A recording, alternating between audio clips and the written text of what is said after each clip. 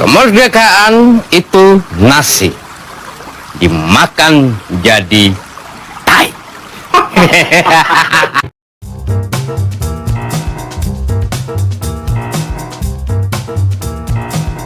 Halo semuanya, kenalin nama gue Diko Brilian. Di sini kami ingin menyelesaikan tugas kuliah kami komunikasi dan advokasi kebijakan yang bertemakan Indonesia Gelap. Jadi Indonesia Gelap itu adalah tagar yang baru-baru ini muncul di media sosial yang dimana banyak aktivis, mahasiswa dan akademisi yang sadar akan hal itu bahwa Indonesia saat ini sedang tidak baik-baik saja. Menurut kawan-kawan di sini, gimana tanggapan dan latar belakang yang ada di Indonesia Gelap saat ini? Menurut gue ya, negeri Indonesia ini punya langit yang indah dan juga punya lagu kebangsaan yang menggetarkan dada. Tapi di balik layar itu, suara rakyat itu dicekik, kayak harapan satu pesawat itu dipretelin gitu. Harapan palsu. Iya, harapan palsu. Itulah yang terjadi pas di Jakarta kemarin itu tanggal 17 sampai 21 Februari itu rame, tapi itu bukan konser, bukan juga karnaval. Tapi itu kayak demo mahasiswa yang turun, buru-buru turun karena menganjurkan aspirasi mereka. Dan ada juga tagar yang menggema dari aspal itu sampai ke media sosial itu dengan tagar tadi, Indonesia Gelap. Tapi itu bukan sekedar tagar menurut gua. Itu juga bukan tren sesat. Itu juga kayak peringatan lah buat negeri ini kalau negeri ini lagi nggak baik-baik aja. Buat negeri kita Indonesia ini Iya. ya, biar semuanya itu paham tagar itu. Kenapa? Ya karena orang bayangin aja, anggaran pendidikan dipotong. Suara mahasiswa yang demo tadi malah dibungkam. Terus ketika ada proyek makan siang bergizi gratis itu malah diluncurinya, diserahinnya ke militer, bukan ke Kementerian Pendidikan ataupun kementerian yang ahli dalam gizi makan itu. Nah, jadi kayak anak-anak muda ini malah susah buat nganuin makan siang itu. Jadi agak canggung lah kalau diberi sama militer kan. Takut mungkin Ya, kan, takut. gara-gara mereka itu bersenjata. Terus ada anak-anak yang nyanyi lagu punk itu kalau nggak salah tentang hidup yang keras, tapi malah dibungkam dan diintimidasi sih. Itu doang. Jadi di sini permasalahannya apa presiden atau negara ini yang dibuat seperti ini? Tapi sebenarnya masalah kayak gini nih benar-benar udah berawal dari presiden sebelum-sebelumnya. Emang sudah kebijakannya itu mengakar tidak sesuai jalur seharusnya.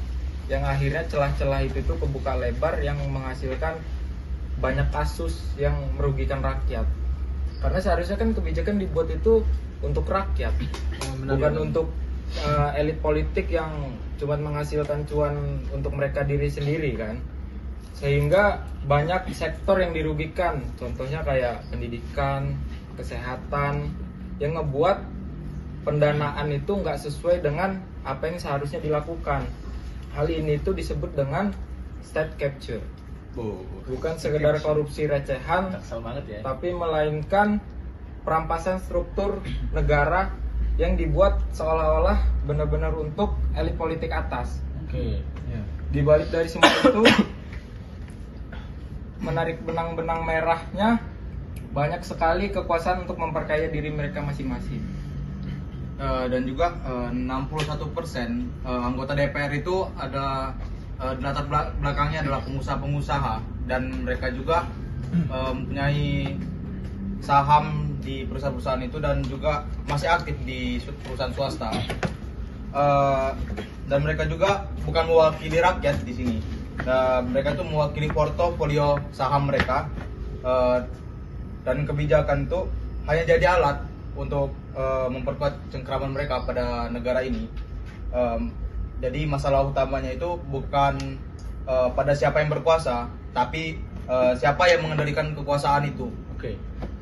Dan selama kekuasaan itu masih ada di tangan orang itu, maka suara rakyat akan terus dibungkam dan dikesampingkan lah. Dan demokrasi hanya akan jadi formalitas saja. Tapi menurut gue ya, di sini nih kita nih kayak nggak bisa asal nuduh sih. emang bener ya ada datanya, ada buktinya gitu. Dan siapa yang sebenarnya untung dari semua ini dan siapa yang paling banyak dirugiin sebenarnya? Ini ya gini, kalau ini udah gue riset sama udah gue cari tahu, itu seperti yang kata Kak Fauji tadi, ada 61% dari anggota DPR itu punya perusahaan, jadi mereka itu pengusaha. Jadi ini bisa berpotensi untuk konflik kepentingan. Jadi mereka membuat undang-undang sendiri untuk menguntungkan perusahaan mereka sendiri. Kemudian untuk pertanyaan tadi, siapa yang diuntungkan sama yang dirugikan? Yang diuntungkan itu elit yang punya kekuasaan pastinya. Kemudian juga ada isu baru yaitu Danantara. Jadi penghuninya ini dan struktur organisasinya itu dari pejabat-pejabat politik, bukan dari pejabat-pejabat dan ahli tentang saham atau tentang ekonomi. Ya. Jadi itu bisa tidak transparan dan tidak bisa diawasi publik juga, dan juga bisa kemana-mana, jadi bisa sebagai alat politik. Kemudian untuk yang dirugikan itu ya kayak kita ini, itu rakyat biasa, Masyarakat kecil seperti masyarakat kita ini kecil, ya. betul. Kemudian juga ada juga lembaga-lembaga pengawas yang saat ini juga dipotong anggarannya, kayak KPK, Mahkamah Agung itu dipotong. KPK itu dari riset itu dipotong sekitar 201 miliar, kemudian Mahkamah Agung itu dipangkas hingga 2,2 triliun. Juga tadi yang disampaikan oleh Dino, ada sebuah band yang dibungkam untuk menyanyikan lagu tentang kerasnya hidup. Padahal itu sebuah ekspresi publik gitu. Mungkin itu kalau fakta dan data yang bisa bicara. Tapi ini bukan cuma teori kan, di lapangan juga udah banyak yang kena kan gitu. Tapi lo pernah gak sih dengar cerita temen lo yang ikut-ikut demo gitu malah dipukulin atau malah di drop out gara-gara kritik kampus? Pernah gak sih lo? Nah, ini gue mau ngangkat tentang Indonesia gelap yang diomongin Dino tadi kan. Kita ini berbicara di Indonesia ini banyak ironi yang dimana bukan fiksi dan juga bukan teori, melainkan itu kenyataan yang saat ini terjadi di negeri kita. Contoh saja kita ambil tadi yang di Dino itu menyuarakan di Purbalingga, ada sebuah band yang menyuarakan keresahan rakyat lewat sebuah lagu yang dimana judulnya itu bayar. Oh iya, tahu gue yang kan? pernah viral kemarin tuh ya. Nah, itu kan liriknya menggugat ketimpangan kan, banyak pertanyaan-pertanyaan publik kan. Nah, itu dibuat karena adalah sebuah bentuk ekspresi band itu yang secara jujur dan lantang. Nah, tapi reaksi dari pemerintah kita itu apa coba? Itu membungkam, mengintimidasi band itu, dan dimana yang gue denger sih vokalisnya itu dikeluarin dari pekerjaannya. Itu kan berbahaya ya untuk kita menyuarakan namun berbalasannya kayak gitu. Nah, contoh lagi yang di Jakarta tadi kan, di Jakarta itu ada mahasiswa yang membawa buku. Itu kan bentuk aksi dia memperlihatkan bahwa ini loh, bahwa efisiensi di pendidikan itulah bentuk nyatanya. Tapi balasan pemerintah lagi-lagi itu diintimidasi, dilempar gas air mata, terus ditangkap, dipukuli dan lain-lainnya. Nah, kita ini hidup di negara yang mana logika dibalikan. Suara rakyat dianggap ancaman, sementara pelanggaran kekuasaan dianggap rutinitas. Di mana hukum itu tumpul di bawah, tajam ke atas kan. Nah, terus datanglah janji-janji manis pemerintah, janji-janji besar, yang dimana jalan tol kan, terus gedung-gedung pencakar langit, dan sebuah lembaga investasi yang lagi-lagi bernama Danantara yang kita bahas kan. Itu kedengarannya megah, tapi coba pikirin untuk apa dampaknya ke kita. Sebuah contoh lah, orang tua yang untuk membeli susu anak itu sangatlah susah, itu dianggap barang mewah. Kita juga sebagai mahasiswa yang dimana membayar UKT itu mahal, tapi kita terkena dampak efisiensi yang cukup banyak, terus itu fasilitas yang tidak sebanding dengan apa yang kita bayarkan. Nah, apa artinya pembangunan jika kita meninggalkan manusia di belakangnya? Apa gunanya investasi jika rakyat tidak bisa berinvestasi pada masa depan untuk anak-anaknya? Inilah yang disebut Indonesia gelap. Bukan karena pemerintah tidak bekerja, tapi karena arah kerjanya bukan untuk kita, untuk rakyat. negara itu sibuk menjual mimpi keluar ke dunia internasional. Suara rakyat dimatikan, akses pendidikan diperketat, harga kebutuhan pokok itu dinaikkan tanpa kendali, ya kan? Dan ketika semua lampu dipadamkan, ketika rakyat tak bisa bicara, tak bisa belajar, kita tahu itu Indonesia gelap. Demokrasi itu bukan hanya soal pemilu, tapi soal bisa menyanyi dan bertanya, hidup tanpa rasa takut. Itu sih menurut gue ya. Jadi gue nih mikir, kalau yang duduk di kursi-kursi kekuasaan tuh yang punya perusahaan aja, mereka tuh kayak beneran mikirin kita nggak sih? Dan kalau lembaga pengawasannya dilemahkan, siapa yang jagain kita dari kekuasaan mereka? Nah itu juga kok, saya kayak mikir juga kayak gitu, kayak kita ngerasa kayak demokrasi kita ini kayak udah dirampas. Terus habis itu sistem yang seharusnya menjamin keadilan justru disusupi oleh kepentingan-kepentingan segelintir orang gitu.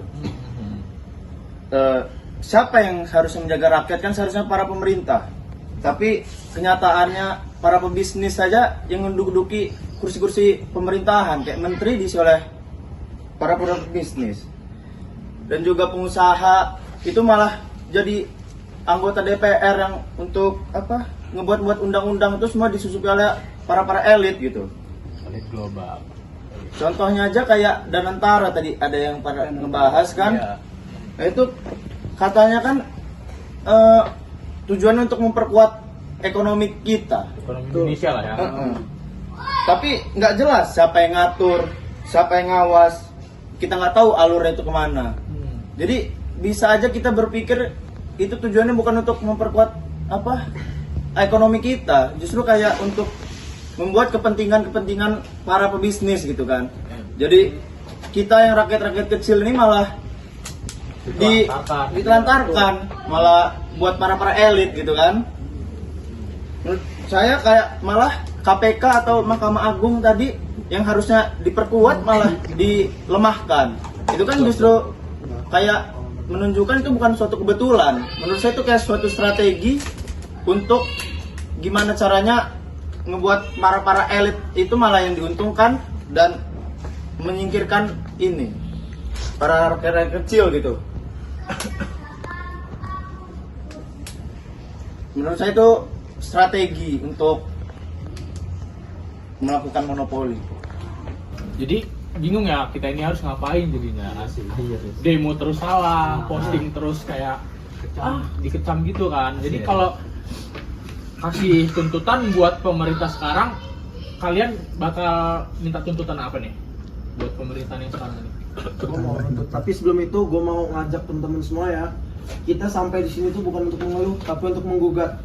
Karena negara ini milik kita, bukan milik segelintir elit, bukan milik korporasi, bukan milik penjabat yang melupakan asalnya. Ada Danantara tadi yang disebut, dan proyek elit itu di audit total. Harus ada transparansi atau bubar. Yang poin ketiga ada aturan rangkap jabatan ditegakkan. Pilih salah satu antara bisnis atau rakyat, tidak bisa keduanya. Yang keempat, KPK itu harus diperkuat, bukan dipangkas. Karena negara tanpa pengawas adalah negara tanpa kendali. Yang terakhir ada media dan aktivis itu harus dilindungi. Karena suara kritis adalah nyawa demokrasi. Kita tidak minta istana, kita minta keadilan. Kita tidak minta kekuasaan, kita hanya minta keberpihakan. Dan kalau hari ini mereka tak mendengar, besok kita akan bicara lebih keras. Karena suara kami tak bisa dibeli, tak bisa diredam. Ingatkan mereka, negara ini bukan milik negara yang duduk di atas, tapi negara ini milik kita yang berdiri, yang melawan, yang belum menyerah. Dan hari ini Indonesia gelap, tapi kita adalah nyalanya. Oke. Jadi simpulannya di sini, jadi Indonesia gelap itu bukanlah akhir kan, tapi peringatan bahwa kita kalau kita diam itu yang punya kuasa bakal terus pesta. Betul. Tapi kalau kita bersuara mungkin ada harapan dari kita. Jadi untuk sekian, terima kasih udah dengerin. Jangan lupa tanya, lawan, suara sampai Indonesia terang untuk masa depan. Terima kasih semuanya. Assalamualaikum warahmatullahi wabarakatuh. Waalaikumsalam.